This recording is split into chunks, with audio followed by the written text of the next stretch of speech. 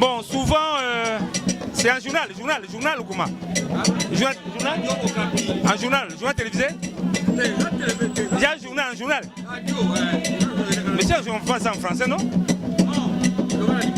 Ah, ça va? Bon, ça écoute bisowa. Souvent, ngaba finga kangai. Nanga Baptiste, babela, bakufa balia kambongo. Mais tout photo zo alikamo en amont. Danger tout ça n'en c'est quoi? La culture est en danger. Yango Monique, tout saisir. Ambassadeur de France. Depuis nos copies, voilà. Copie autopée Sibino, voilà. Bolim Sabiso. Ozali. Voilà, l'émission Moké. Au copie autopée Sibino, au capi. Autant en Okuna.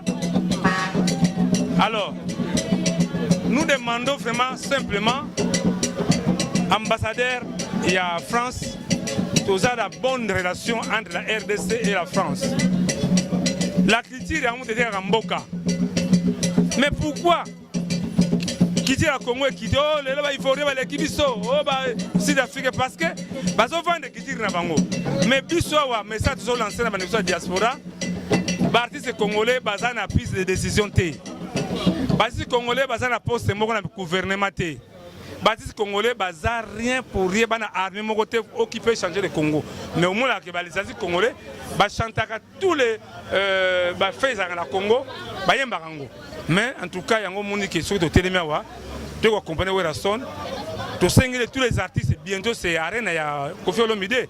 Tous ensemble. Tous sont qui dans la diaspora. Tous sont combattants. Les artistes congolais sont Kemba. Ni n'était pas. Tant que mécène, c'est désastre total. Il y a un danger. Ça, c'est un danger permanent. Où est l'artiste? Sur l'artiste, comment ils vont vivre? C'est ça, vice-président.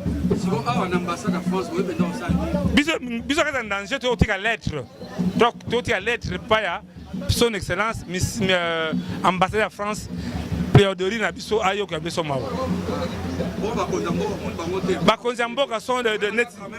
Non, la ministre a quitté les arts, a s'impliqué. Mais Bisso Baptiste vraiment on a fait volonté payer à Barcelone. Le gouvernement aussi avait pression, Bisso Baptiste aussi avait pression. C'est pour cela, même Nengazara a mis à quitter les arts et qui nous a quitté l'ambassade de France. Mais non, mais c'est cher. Prendre des visas au public qui n'internet c'est bien qui pour la. Bon, on a fait le bureau. On a les lots. Tant la monde qui commis danger.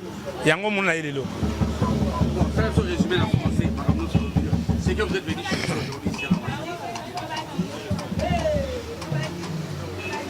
la merci beaucoup.